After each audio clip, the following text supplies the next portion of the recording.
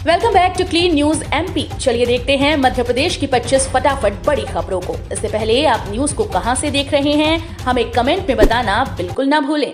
साथ ही हमारे Facebook page को भी फॉलो करें। फेसबुक पेज का लिंक डिस्क्रिप्शन में दिया गया है। पुलिस भर्ती में 50% अंक शारीरिक दक्षता के होंगे, मुख्यमंत्री शिवराज सिंह चौहान। मध्य प्रदेश के मुख्यमंत्री शिवराज सिंह चौहान ने सोमवार को विधानसभा में कहा कि राज्य में आने वाले समय में पुलिस विभाग में बड़े पैमाने पर भर्तियां होंगी और 50% अंक शारीरिक दक्षता यानी फिजिकल टेस्ट के आधार पर दिए जाएंगे। मुख्यमंत्री चौहान ने कहा कि कर्ज माफी योजना के कारण डिफॉल्टर हुए किसानों के कर्ज के ब्याज का बोझ भी सरकार ने अपने ऊपर लेने का निर्णय लिया। सीएम चौहान ने राज्यपाल के अभिभाषण पर 7 मार्च को पेश किए गए कृतज्ञता ज्ञापन प्रस्ताव पर चर्चा का जवाब देते हुए ये घोषणा की। जीएनएम प्रथम वर्ष एग्जाम की डेट्स आगे बढ़ी। 28 मार्च से एग्जाम, 16 मार्च तक परीक्षा फॉर्म भरने का मौका। Madhya Pradesh nurses registration council Bhopal ने जीएनएम प्रथम वर्ष सत्र 2020-21 की परीक्षा तिथियां आगे बढ़ा दी।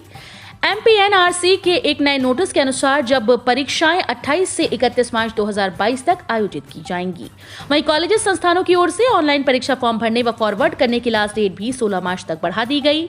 काउंसिल की वेबसाइट mpnrc.mp.gov.in पर 5 मार्च को जारी सूचना के अनुसार सत्र 2020-21 जीएनएम प्रथम वर्ष मुख्य परीक्षा के फॉर्म भरने व फॉरवर्ड करने के लिए दिनांक 7/3/2022 से दिनांक 11/3/2022 तक सामान्य शुल्क के साथ और दिनांक 12 मार्च से 14 मार्च तक विलंब शुल्क के साथ फॉर्म जमा कराने का समय दिया गया था। मध्य प्रदेश में 88 लाख घरेलू उपभोक्ताओं का 6,400 करोड़ रुपए का बकाया बिजली बिल माफ। मुख्यमंत्री शिवराज सिंह चौहान ने सोमवार को विधानसभा में राज्यपाल मंगूभाई पटेल के अभिभाषण पर जवाब देते हुए राहतों की झड़ी लगा दी। एक के बाद एक उन्होंने कई घोषणाएं की। प्रदेश के 88 लाख घरेलू बिजली उपभोक्ताओं का 6,400 करोड़ रुपए का बिल माफ हो गया। कोरोना काल के समय स्थगित बिलों की बकाया राशि को लेकर यह निर्णय लिया गया। साथ ही कमलनाथ सरकार की कर्ज माफी योजना के कारण जो किसान डिफॉल्टर हो गए थे उन्हें ब्याज माफी दी जाएगी। ये राशि सरकार बैंकों को देगी। अमृत योजना के दूसरे चरण के लिए बजट में किया 50 करोड़ का प्रावधान। अमृत योजना भाग 2 के तहत शहर के करीब 70% हिस्से में पानी की लाइन बिछाई जानी है। इसके डीपीआर के लिए टेंडर जारी किए जा चुके हैं। नगर निगम को उम्मीद है कि जल्द ही प्रदेश व केंद्र सरकार से इस कार्य के लिए पैसा आ जाएगा। इसके चलते नगर निगम ने अपने बजट में 50 करोड़ रुपए का प्रावधान किया, जिससे वो पैसा मिलते ही तत्काल कार्य शुरू कर दे। बजट में प्रावधान होने से नगर निगम को अमृत योजना के कार्य के लिए अगले साल तक इंतजार नहीं करना होगा। नगर निगम वर्ष 2022-23 के लिए बजट तैयार कर रहा है। इस बार बजट में नगर निगम ने अमृत योजना के लिए 50 करोड़ रुपए का प्रावधान किया है। सीएम शिवराज के बड़े निर्देश, जल्द जारी होगी पीएम आवास योजना की अंतिम किश्त। मुख्यमंत्री शिवराज सिंह चौहान ने कहा कि हमारी सरकार गरीबों को विकास का हक देने वाली सरकार है। हम हर वर्ग के विकास की चिंता कर रहे हैं। जो विकास की दौड़ में सबसे पीछे छूट गया, उस गरीब और वंचित को सबसे पहले विकास का हक दिया जा रहा है। विंध्य क्षेत्र में बाणसागर बांध की नहरों से खेती में अभूतपूर्व विकास हुआ। सिरमौर क्षेत्र में सिंचाई की सुविधा के लिए सर्वेक्षण कराया जाएगा। टमस नदी से उद्वहन सिंचाई योजना के सर्वेक्षण के आदेश दिए गए हैं।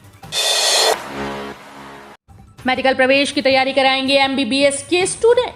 कक्षा 10वीं और 12वीं में पढ़ रहे स्टूडेंट्स को अब एमबीबीएस के स्टूडेंट टीच करेंगे, ताकि वे भी मेडिकल की तैयारी करने में किसी प्रकार की दिक्कत महसूस ना करें। यह अनूठी पहल कोई और नहीं बल्कि खुद कमिश्नर व आईएएस राजीव शर्मा के द्वारा की जा रही है। जानकारी के अनुसार एमबीबीएस प्रथम वर्ष के स्टूडेंट्स जिन्होंने खुद नीट क्वालिफाइड किया है, उनके द्वारा कक्षा 10वीं और 12वीं के आदिवासी बच्चों को टीच किया जाएगा। वे उन्हें मेडिकल में प्रवेश की परीक्षा national eligibility cum entrance test की तैयारी करवाएंगे। एमबीबीएस के स्टूडेंट अब इन क्षेत्रों के स्कूल्स में पहुंचकर बच्चों का मार्गदर्शन करेंगे, ताकि वे भी अपना भविष्य उज्जवल बना सकें। कॉलेज स्टूडेंट्स के लिए थी योजना, लेकिन न स्मार्टफोन मिला न वाईफाई। शासकीय कॉलेजेस में विद्यार्थियों को स्मार्टफोन और निःशुल्क वाईफाई देने की योजना ठंडे बस्ते में चली गई। बताया जाता है कि उच्च शिक्षा विभाग के हो गई पास बजट की काफी कमी है। ऐसे में विभाग ने न ही इस योजना को बंद किया और न ही इसे क्रियान्वित करने के लिए कोई उठा रहा है। दरअसल मध्य प्रदेश शासन ने 2014 में सरकारी कॉलेजेस में प्रथम वर्ष में अध्ययनरत विद्यार्थियों को स्मार्टफोन देने की योजना बनाई थी। इसके बाद लगभग 3 साल तक विद्यार्थियों को स्मार्टफोन प्रदान किए गए। वर्ष 2017-18 से ये योजना ठप हो गई। बताया जाता है कि शासन ने ये योजना कॉलेज ड्रॉप आउट संख्या को कम करने के लिए बनाई थी।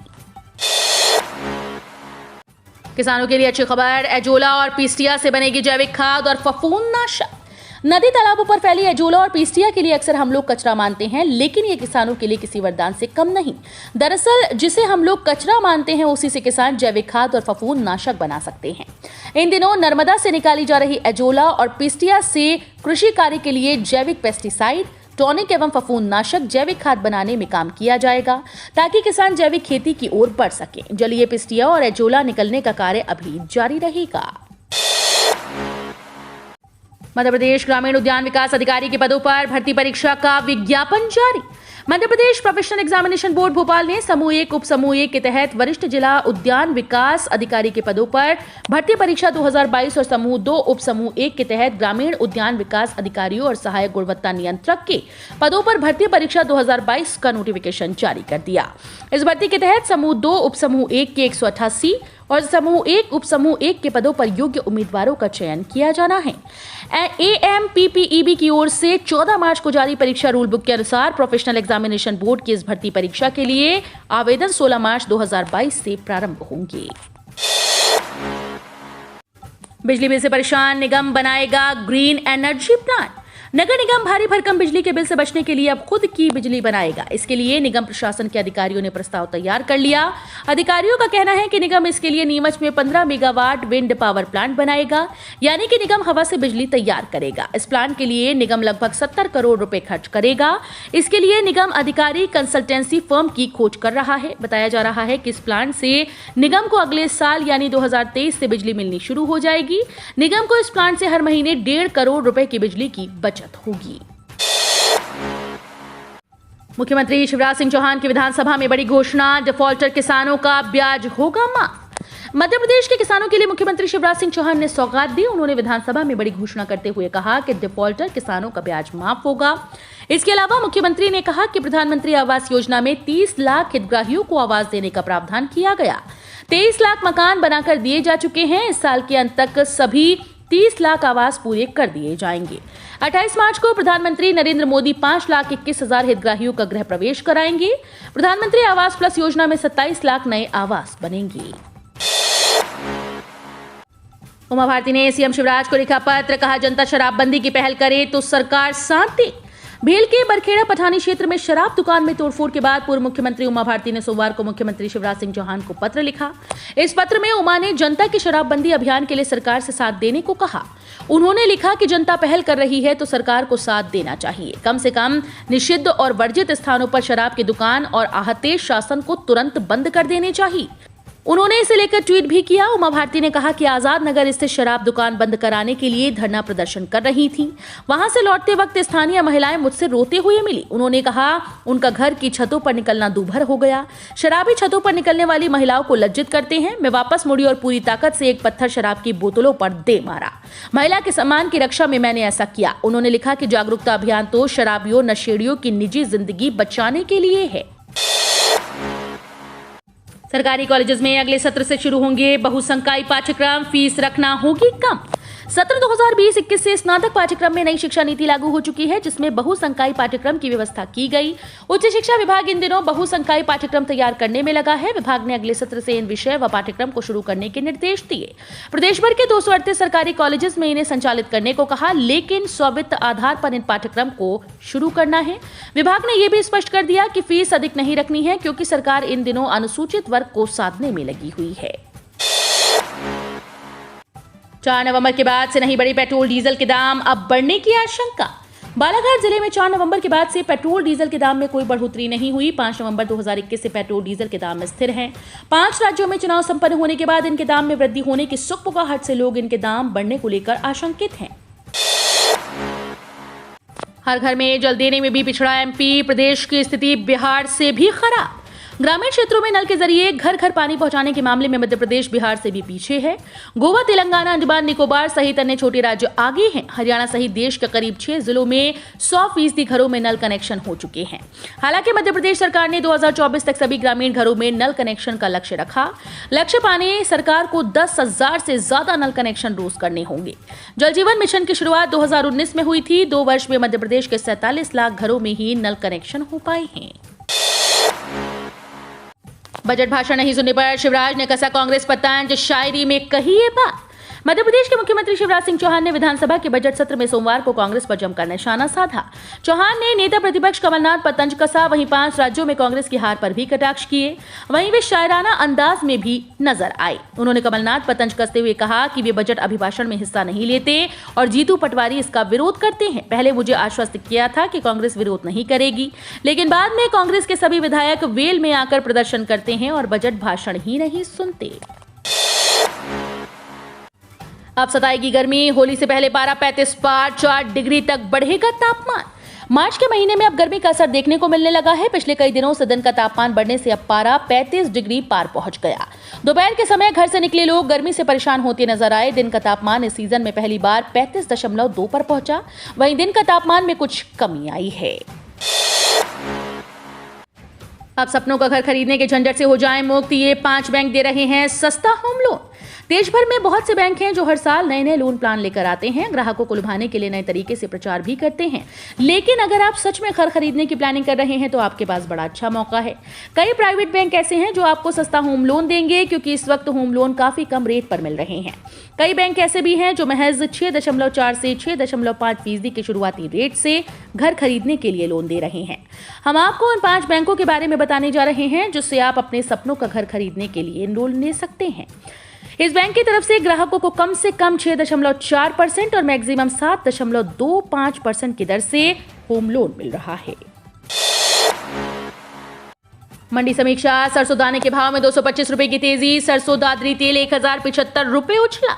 बीते सप्ताह देश भर के तेल तिलहन बाजारों में सरसों, सोयाबीन, मूंगफली, सीपीओ सहित लगभग सभी तेल तिलहनों के भाव तेजी दर्शाते बंद हुए। बाजार सूत्रों ने बताया कि मांग बढ़ने से अपने पिछले सप्ताहांत के मुकाबले बीते सप्ताह सरसों दाने का भाव 225 रुपए के सुधार के साथ 7,725 से 7,750 रुपए प्रति क्विंटल हो गया।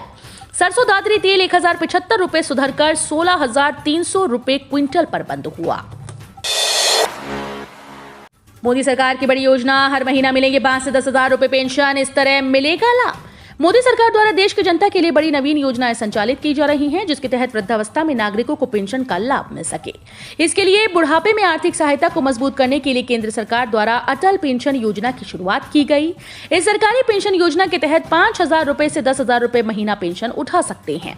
इस योजना के तहत 18 वर्ष की आयु से हर महीने 42 रुपए जमा करने होंगे, जिससे 60 वर्ष की उम्र में आपको 1,000 रुपए पेंशन का लाभ मिल सकता है। वहीं हर महीने 210 रुपए जमा करने पर आपको 5,000 रुपए पेंशन का लाभ मिलेगा।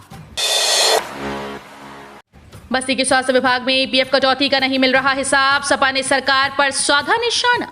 बस्ती के स्वास्थ्य विभाग में ईपीएफ खाते में लाखों रुपए के घोटाले की आशंका को लेकर इन दिनों हड़कंप मचा है। पिछले 8 माह से ईपीएफ कटौती तो होती रही, लेकिन कटौती का अंश कर्मचारियों के खाते में नहीं शो हो रहा। कर्मचारियों को आशंका है कि उनके जमा कराए गए धन को किसी अन्य खाते में जमा कर घोटाले का प्रयास किया जा रहा है। इस मामले में अब सपा ने प्रदेश सरकार पर निशाना साधा है। वर्ल्ड टेस्ट चैंपियनशिप में भारतीय खिलाड़ियों का जलवा। जसप्रीत बुमराह बने नंबर 1। ऋषभ पंत ने विराट कोहली और रोहित शर्मा को पछाड़ा। आईसीसी वर्ल्ड टेस्ट चैंपियनशिप 2021 से 2023 में भारतीय खिलाड़ियों का जलवा जारी है। जसप्रीत बुमराह इस चैंपियनशिप में सबसे ज्यादा विकेट लेने वाले गेंदबाज बन गए। वहीं ऋषभ पंत ने अपनी तूफानी पारी के दम पर कप्तान रोहित शर्मा और विराट कोहली को पीछे छोड़ते हुए टॉप 5 बल्लेबाजों में अपनी जगह बनाने में कामयाब रहे। जसप्रीत बुमराह ने श्रीलंका के खिलाफ एम चिन्नास्वामी स्टेडियम में जारी दूसरे टेस्ट की पहली पारी में 5 विकेट हॉल लिए। वहीं दूसरी पारी में भी अब तक वो 1 विकेट चटका चुके हैं। बात अगर ऋषभ पंत की करें तो श्रीलंका के खिलाफ पहली पारी में 39 रन बनाने के बाद इस खिलाड़ी ने दूसरी इनिंग में 28 गेंदों पर अर्धशतक ठोककर इतिहास रच दिया। सीएम शिवराज का बड़ा फैसला। वनवासियों की बढ़ेगी आमदनी। वन धन केंद्रों की स्थापना से मिलेगा लाभ। मध्य प्रदेश की शिवराज सरकार द्वारा हर जाति वर्ग के लोगों को लाभ पहुंचाने की कवायद शुरू की गई। दरअसल मध्य प्रदेश के सभी वर्ग को उनके आत्मनिर्भर मध्य प्रदेश और सुशासन छवि का लाभ हो, इसके लिए सीएम शिवराज और उनकी सरकार द्वारा लगातार प्रयत्न किए जा रहे हैं। इसी बीच मध्य प्रदेश के जनजातीय बंधुओं की आमदनी बढ़ाने के लिए भी सीएम शिवराज ने फैसला लिया है। बढ़ सकते हैं दूध के दाम। दुग्ध उत्पादक किसानों का सरकार को अल्टीमेटम। आने वाले दिनों में लोगों को महंगा दूध खरीदना पड़ सकता है। दरअसल दुग्ध उत्पादक किसानों और सहकारी दुग्ध समितियों के पदाधिकारियों ने सरकार को अल्टीमेटम दिया। उन्होंने सरकार से मांग की है कि प्राइवेट डेयरियों को दूध की कीमतों में बढ़ोतरी की जाए, अन्यथा सहकारी दूध समितियां अनिश्चितकालीन हड़ताल पर चली जाएंगी। समिति के पदाधिकारियों ने सरकार को 21 मार्च तक का समय दिया है। भारत ने श्रीलंका का सूपड़ा साफ कर रचा इतिहास, लगातार 15वीं सीरीज जीती। एम चिन्नास्वामी स्टेडियम में आयोजित डे नाइट टेस्ट में भारत ने 2 मैचेस की सीरीज में श्रीलंका को क्लीन स्वीप करते हुए एक तरफा जीत हासिल की। भारत ने खेल के तीसरे दिन दूसरी पारी में श्रीलंका को 208 रन पर ऑल आउट कर मैच को 238 रन से जीत लिया। तो ये थी आज की 25 फटाफट बड़ी खबरें। अगर आपको न्यूज पसंद आई हो तो वीडियो को लाइक और शेयर जरूर करें। धन्यवाद।